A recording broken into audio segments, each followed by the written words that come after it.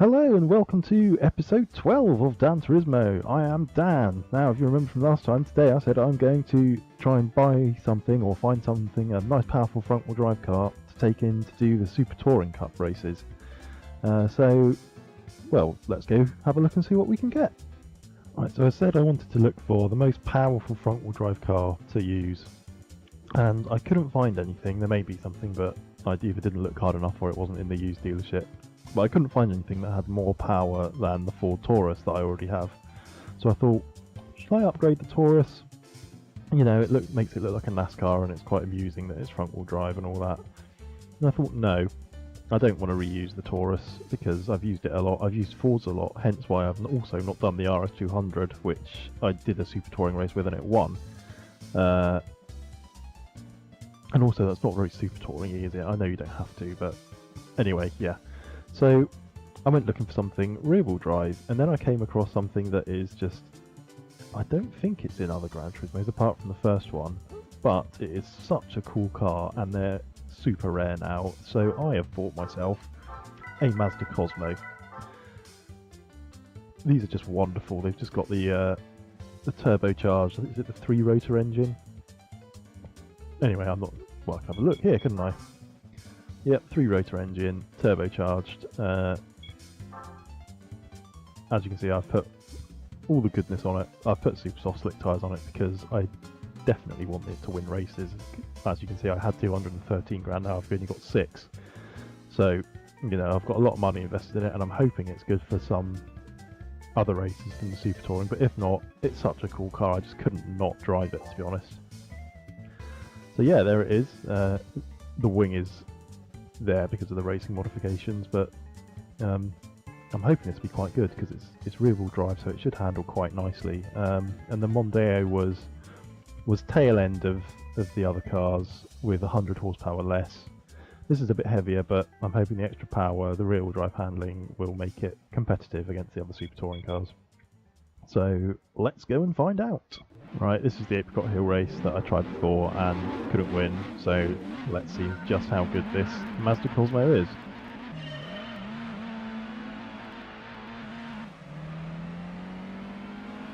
That engine doesn't sound particularly rotary, but then again, why did I expect Gran Turismo to have a realistic sound? Look at these. That Laguna, that's in the correct colour scheme, but it doesn't have the Nescafe sponsorship. Honda is wonderful, that's a Corona which is wonderful. I'm too busy looking at other cars, and I really should be on about how this car is doing because it's taken the lead quite early and it feels very nice. I did a few little changes to it. I loosened up the diff a bit, lowered it, stiffened it, narrowed the gears slightly, which hopefully won't be too much because it's only got 5 of them. There are 2 Cosmos. There was 2 in the used dealership. There's I think it's the non-turbocharged one, which has got 220-ish horsepower, and this is the turbocharged one with 270 odd. Like they're just, you know, in real life, if you can find one even for sale, good luck. And the running costs are probably absolutely extortionate, but my god, they are wonderful looking cars.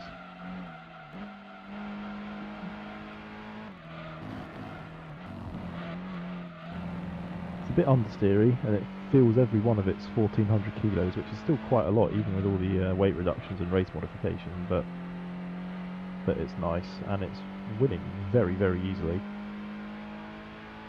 That's probably because I put the super soft tyres on it, but to be honest, I could go back and put some lesser tyres on, but I just want to win these races at this stage.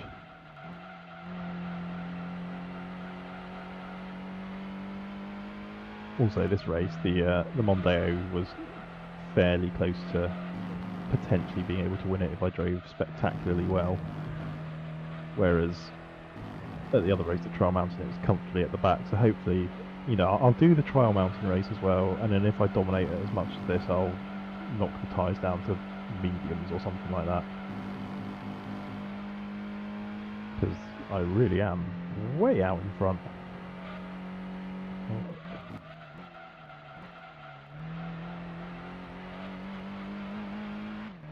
I didn't put a brake balance controller on it, and I'm regretting that a little bit because on on the brakes. It's got a heavy front bias at the moment because of all the weight at the front, and it's a big car. It could do with it being a bit more rearward, but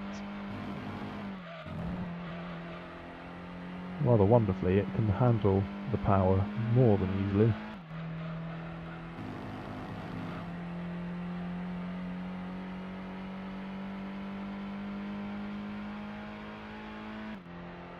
So this could theoretically be, I mean, super touring cars in real life, you know, they have, or they had around 300 horsepower, 1200 kilos.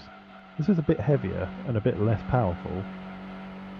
So you should think that the AI cars, well, ignore that, the AI cars should have around 300 horsepower and all that jazz, but I just think I don't know, because the Mondeo couldn't keep up. But this is demolishing them, so they must have either not the correct tyres on, or I really don't know. I'm babbling, to be honest.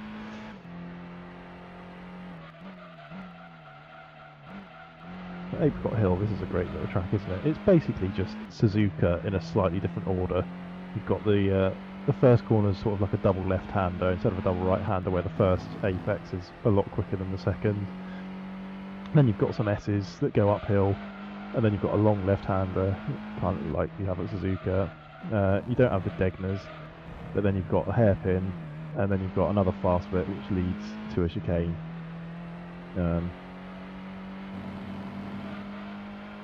Yeah. I mean, you could probably find other tracks in other Gran Turismo Fantasy circuits, but this feels very Suzuka-ish to me. And that's a wrap on that race. Utter domination. Oh, it was a Toyota Chaser, not a Corona. My mistake. Right, this is the triumphant race. Hoping that this will be a bit more difficult than the Apricot Hill race was. Well, we've got those Civics as opponents, which seem to be ridiculously quick.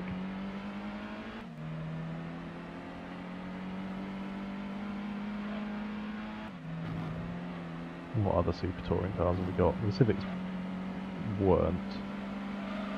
That's a Corona. Is that another Chaser? And that's a Primera in the stunning Primera livery.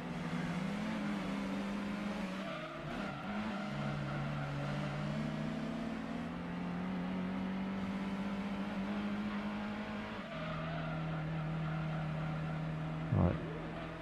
So everyone's dispatched with, apart from this Civic. We should have the power on the straight. And we do, yes. It's coming back at me. I assume that's rubber banding.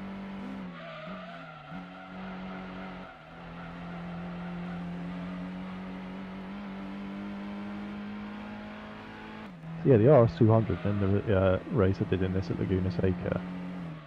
That was only just ahead of the Civics, but that was more powerful and lighter than this, but didn't have the tyres on, so it sort of makes sense. This is probably around RS200 pace, which,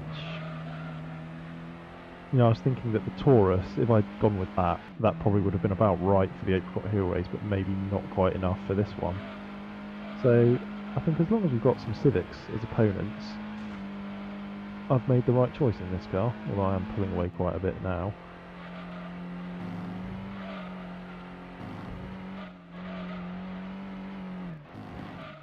Wow, really messed that up. That's the thing I love about this uphill bit at the start of Trial Mountain. You've got the left, right, left, and you can take it in different ways. You can take the first bit flat, you compromise for the second corner, and then, you know, if you have to brake for the second corner, then you'll do well in the third corner. You can take the first corner a bit slower to be good for the second and third corners, or you can really try and nail the first two, but then you'll be compromised for the third. So unless you've got a really well sorted car, you have to choose which one of those first three turns to sort of sacrifice, if you like. Yeah, they're coming back at me. It's not the sprightliest car, this. It's definitely feel the weight.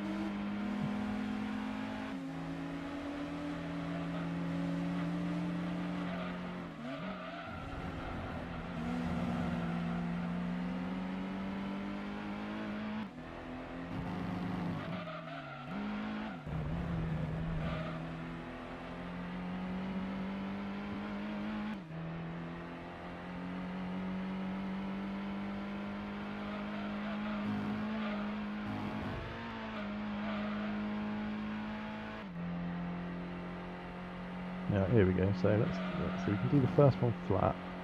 The second one we could.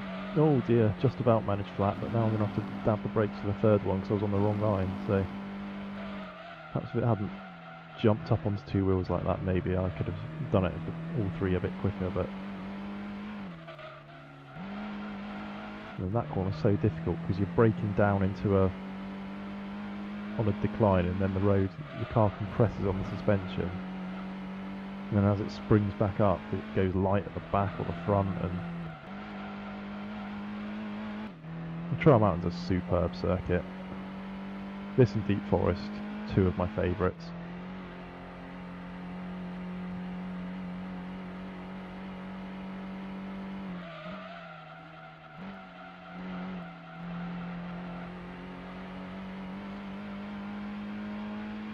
So yeah, they're still in touching distance, but I've just about got the pace over them. Perhaps this car was a pretty good choice after all. You can see what else it can do. It should be pretty competitive in a wide range of events, I think. Oh dear.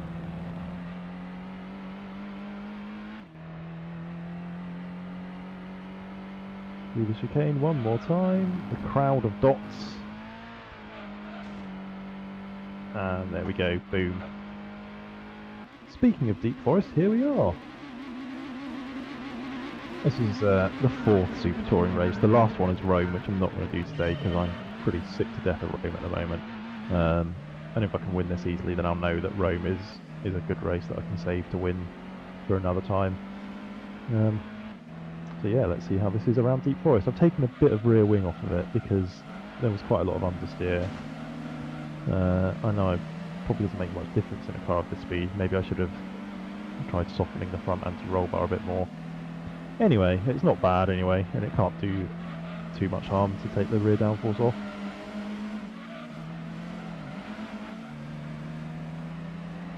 So we've got some proper cars in there. So we've seen the Primera, the Laguna, there's the Vectra.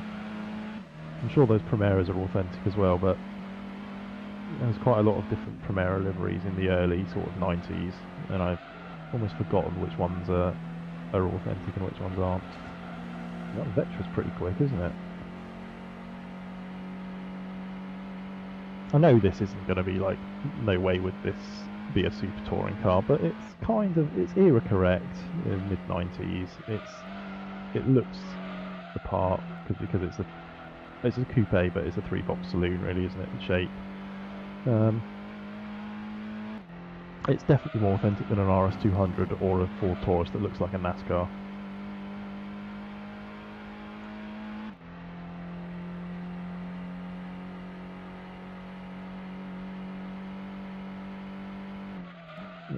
The Mazda Cosmo is one of those cars that in Gran Turismo 1 you could tune for the max speed cup and do well in it, because it would have a stupid amount of power and be stupidly fast in a straight line. And they just look so cool.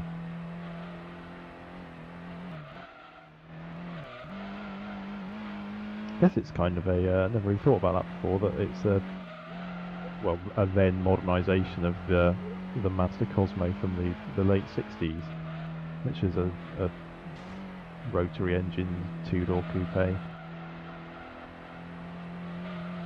But these are rare as hen's teeth now. You just do not see them around outside of like dedicated Japanese car clubs, I guess.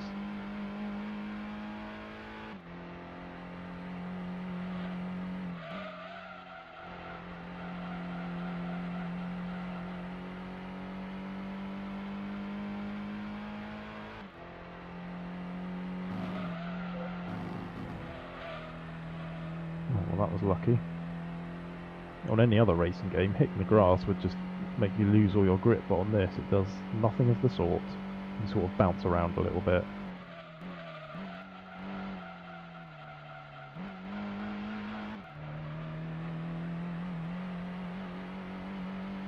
Yeah, I lowered and stiffened the suspension, which is why any change in incline, it's just sort of bottoming out and scraping, because there's no give in it at all.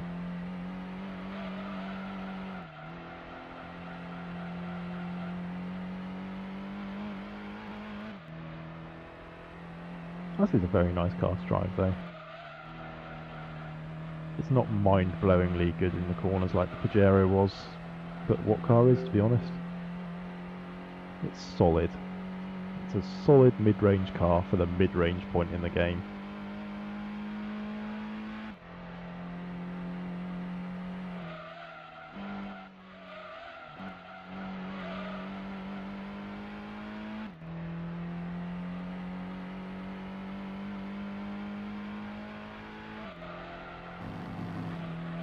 That's another straightforward victory. That one was very easy.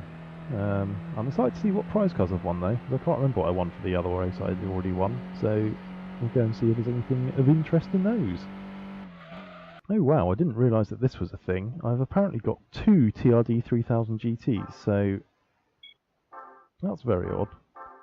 I thought there was a bit more uniqueness to the prize cars in this, especially ones where I've not even, especially 2 in the same sort of championship, if you like. That's very strange.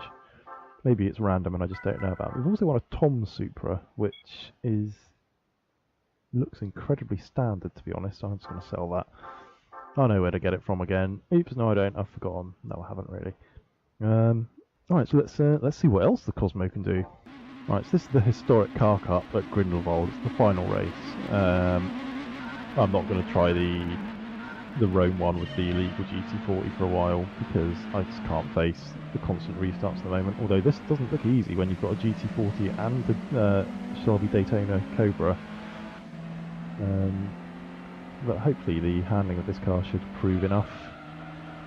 Oh, there we go. I've just ruined £6 million worth of car, or whatever there were. A stupid amount. A Stratos. Oh, I do love a Stratos. Ooh, that's the first time this car's given me any grief with oversteer, and it handled it beautifully.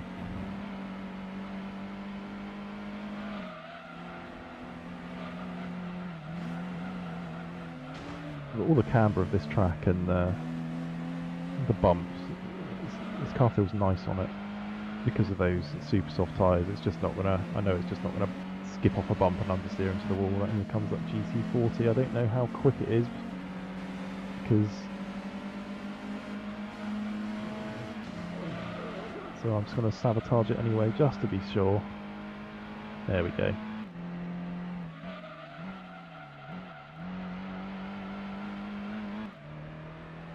The Daytona into second. I'm not entirely sure of the ultimate pace of them, but I know that this track is one of those tracks where the AI brake in places they really don't need to.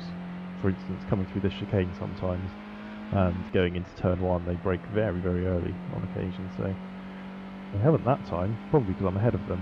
But if I can just get that far ahead, whoa, they're quick, block them off. Yeah, there we go. There we go, you see that they slowed down there. This is wonderful to drive this car, it really is. So that corner, which is always much tighter than I remember. Oops, it accidentally dropped down into first, but we're okay. We've only got 2 laps to hold them off. I should be alright up through these corners, down the long back straight. If I can stay ahead at the end of that back straight, I think I should be able to win this. Oh no, too low revs.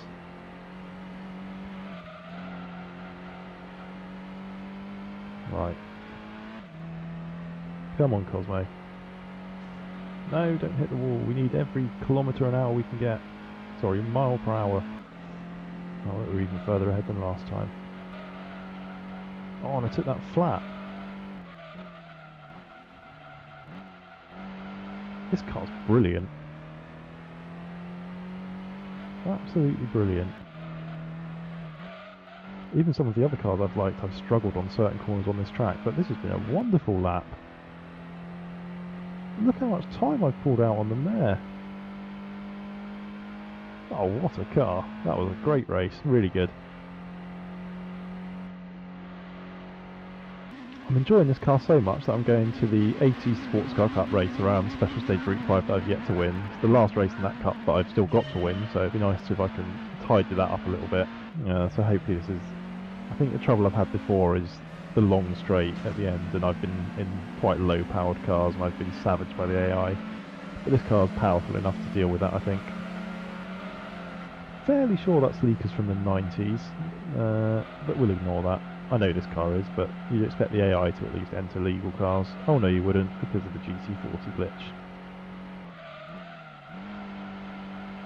It's taken me a little while to sort of readjust my driving style to work around the inherent understeer and weight of this car, but now that I have, I'm absolutely loving it. I think this could even be the best car that I've got in my garage.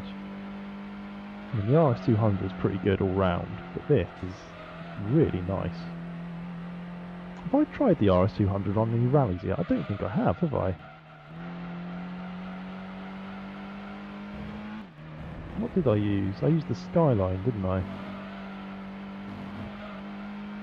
No, I didn't. That didn't work. Did I use the RS200? I can't remember.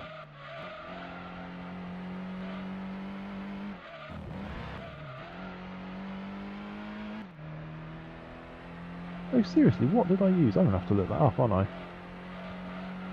Because I'm pretty sure it wasn't the RS200, but I won a rally, and I don't think it was in the Skyline, because that completely failed, didn't it, when I tried to use that?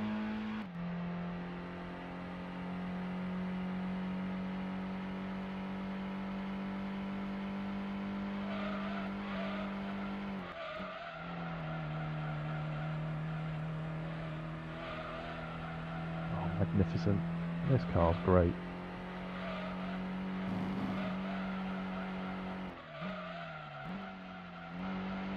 There's that bit of understeer, but just let it happen. Get back on the power. Beautiful. Bloody beautiful.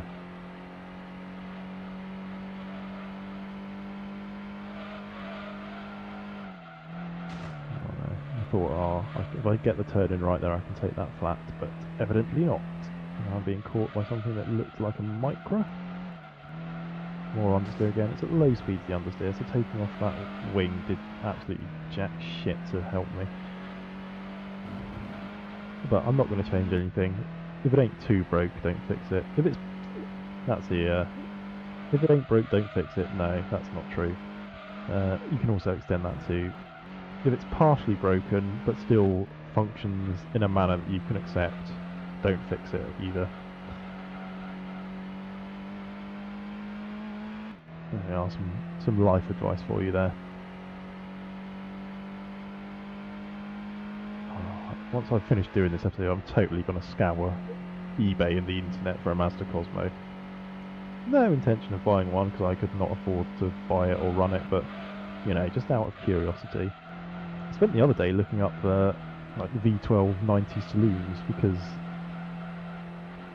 when I did that race against the BMW 850, it got me thinking about them. And 7 Series V12s, they're everywhere for like £2,000. But would you buy a car with a V12 engine for £2,000? No.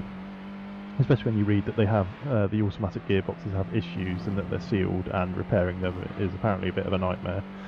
So I think I'll leave that one. As much as I would like to just sit in a car with 20-year-old leather and waft along at, I don't know, 1100 RPM, probably more than that, the V12 engine, drinking fuel, that'd be brilliant, but it would kill me.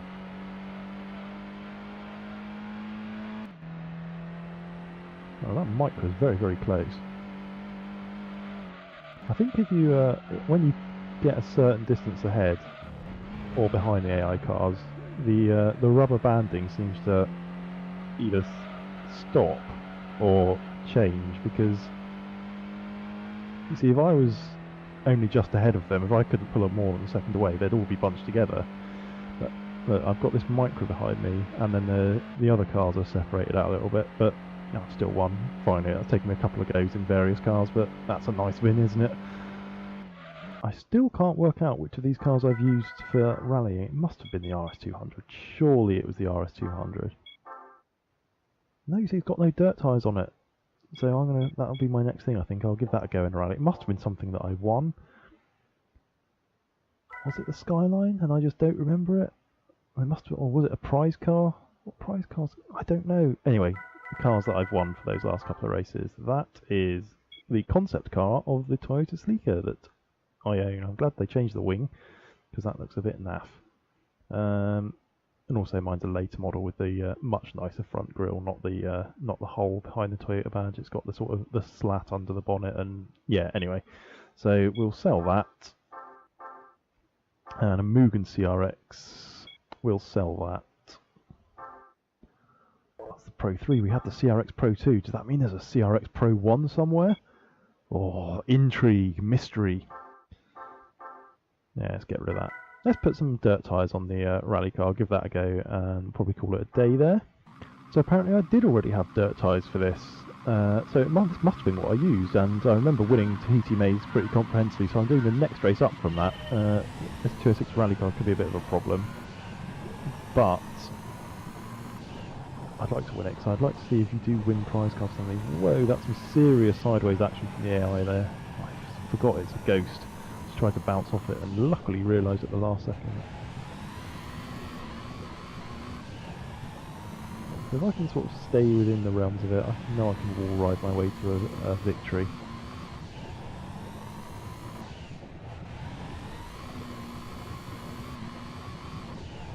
Now it's getting away from me. Oh, that was weird. It went round the corner, but I could still see it through the textures of the trees.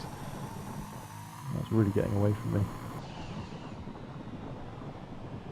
It must have been. I really do not remember using this at all. Right, let's go wall riding. I don't think I've done a proper wall ride in this series yet. Or maybe you can't. That was very disappointing. This car's very good on the dirt, as you would expect, but it's just never going to be a rally car, a proper rally car, especially if they've got way more power than they should have in real life.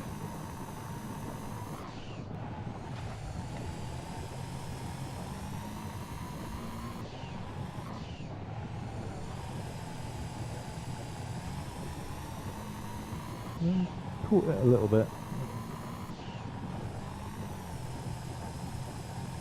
Try some of that again. It's not working, is it?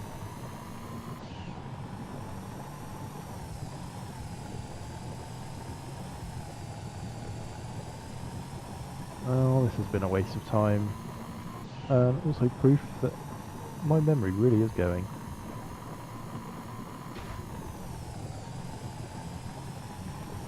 Meh. Can you tell I lost interest in doing this? Right, yeah, leave the rallies alone, because I'm going to need something ridiculous to win those. Right, so that's it for this episode. Next time, to be honest, I'm probably just going to jump in the Cosmo again, do a few more races, see what it can do, earn a bit more money, because there's some of the stuff in the Gran Turismo World Championship races. I want to jump onto the next page of those, which from memory are quite difficult.